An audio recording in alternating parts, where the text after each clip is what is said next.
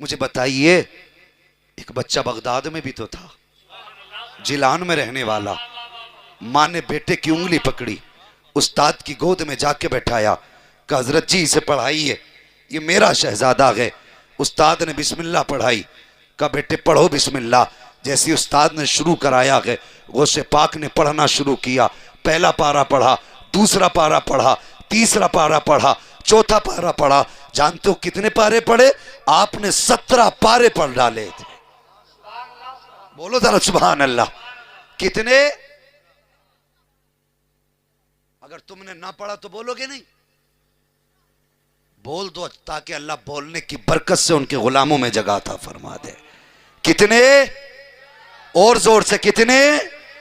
17 پارے پڑھ کے رکے، اور جب 17 پارے پورے کر لیے تو استاد مسکرا کے کہنے لگے بیٹے جہاں یہ 17 پارے پڑھے کر یاد کیے تھے اسی مدرسے میں باقی کے 13 پارے بھی یاد کر لیتے۔ اللہ اکبر۔ کہنے لگے حضرت میں کسی مدرسے میں ہی نہیں گیا۔ کہنے لگے یہ کیسے ہو سکتا ہے، مدرسے بھی نہیں گئے اور اتنے پارے بھی یاد ہیں؟ فرمانے لگے حضرت یہ پارے تو مجھے ماں نے پیٹ ہی میں یاد کرا دیے تھے، پیٹ میں یاد کرا دیے تھے۔ استاد حیرت میں تھے، یا اللہ یہ کیسا بچہ ہے۔ کہنے لگے استاد کہنے لگے پیٹ میں؟ کہا ہاں۔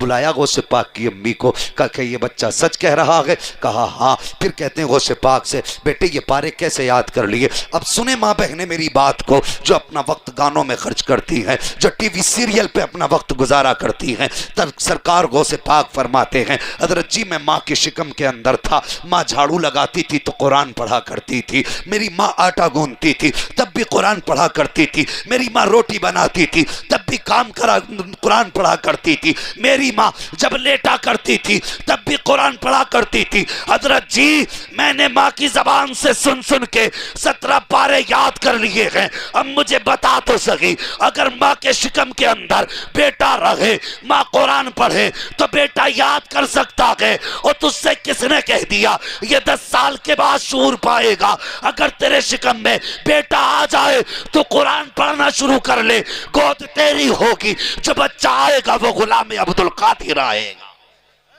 نعرہ تکبیر، نعرہ رسالت، علماء اہل سنت، مسلک اعلیٰ حضرت۔ بچوں کی پرورش ڈھنگ سے کرو۔ آج ضرورت ہے، آج ہوتا کیا ہے، بچہ 10 سال کا نہیں ہوتا سب سے پہلا سوال ہوتا ابا موبائل۔ اب تو ہوش سنبھالتے ہی چلانے لگے، سب بٹن جان گئے، کوٹ بھی جانتے ہیں اس میں لوگ کون سا لگا ہے۔ یا اللہ یہ کیسے بچے پیدا ہو رہے ہیں؟ اگر چچا کے ہاتھ میں موبائل دے دو تو کہیں گے بس تو ہمارا ہی بٹن جانتے ہیں، کاٹنے کے لیے لال، اٹھانے کے لیے ہرا۔ کتنے سیدھے لوگ تھے یہ، اور آج دیکھو وہ لوگوں، جوانوں تم کتنا وقت اپنا موبائل میں خرچ کرتے ہو؟ نہ، اپنا زیادہ سے زیادہ وقت تعلیم میں خرچ کرو، پڑھنے میں خرچ کرو۔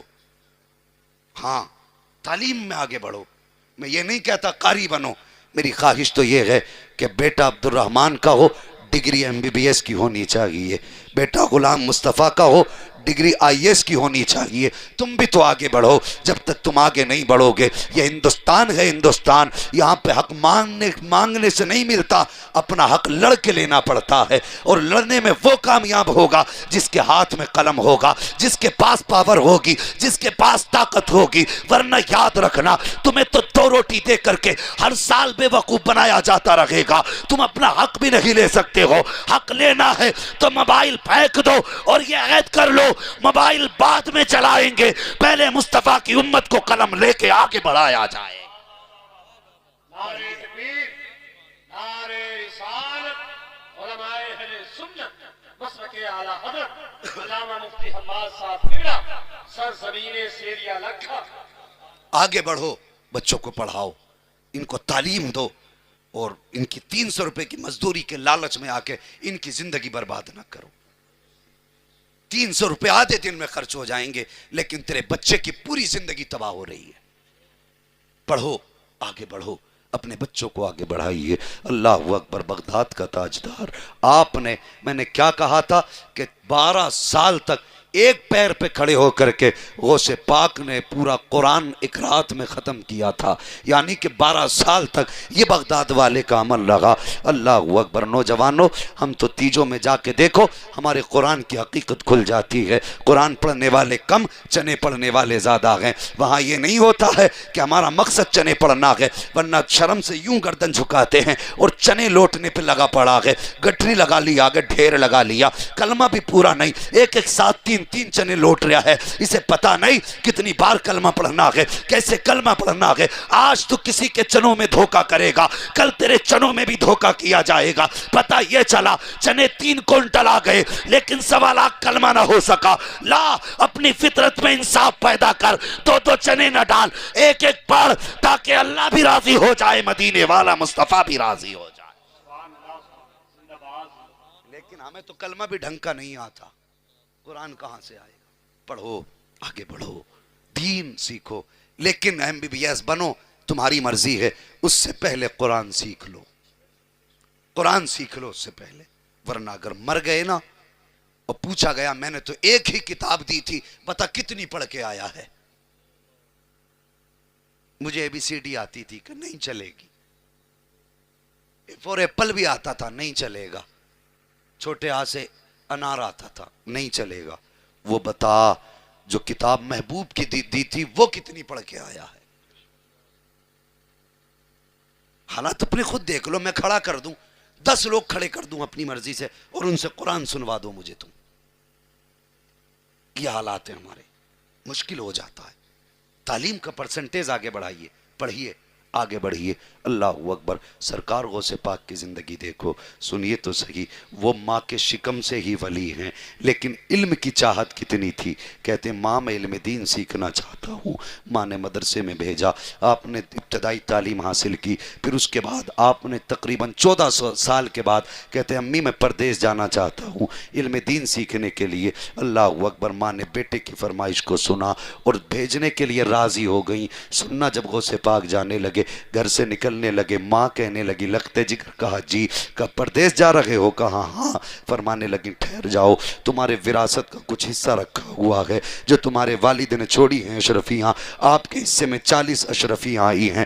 ماں نے بیٹے کی صدری میں رکھ کے اشرفی سل دی ہیں اور سلنے کے بعد اپنے بیٹے کو رخصت کرنے لگی۔ ماں نے کہا آ میرے لال سینے سے لگا لوں، اس لیے کہ وہ جانتی تھی آج کے بعد عبدالقادر سے ملاقات نہیں ہوگی۔ بغداد والے غوث نے کتنا پیار کیا، دوڑ کے آئے، ماں کے قدموں سے لپٹ گئے۔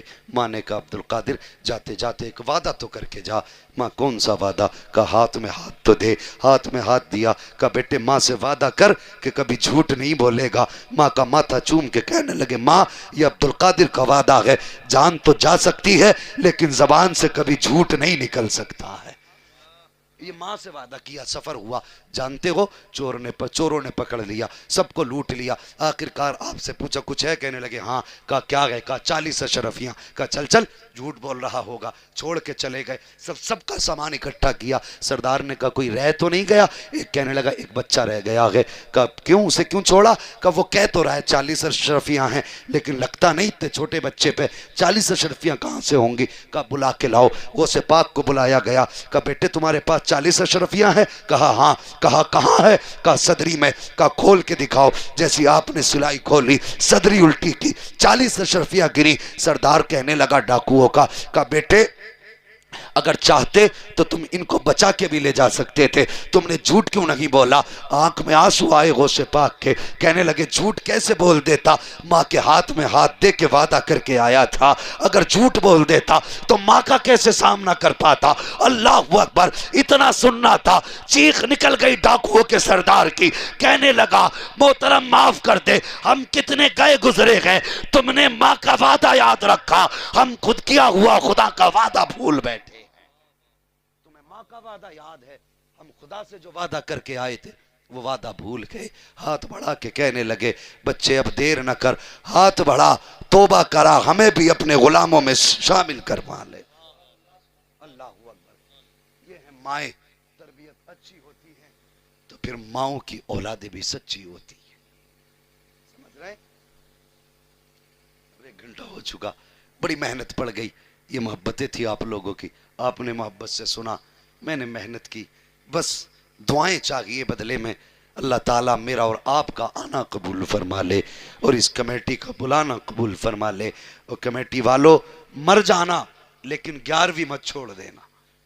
बोलो इंशाअल्लाह, सारे बोलो इंशाअल्लाह। गौसे पाक ने कितने कुरान पढ़े एक पैर पे खड़े होके? नहीं साहब, 12 साल तक, 12 साल तक हर रात एक पैर पे खड़े होके पूरा कुरान पढ़ते थे। इतनी इबादत की। आवाज कुदरत आई, अब्दुल कादिर आज मांग क्या मांगना चाहता? आखिरी बात करने लगा हूं, आज मांग क्या मांगना चाहता है?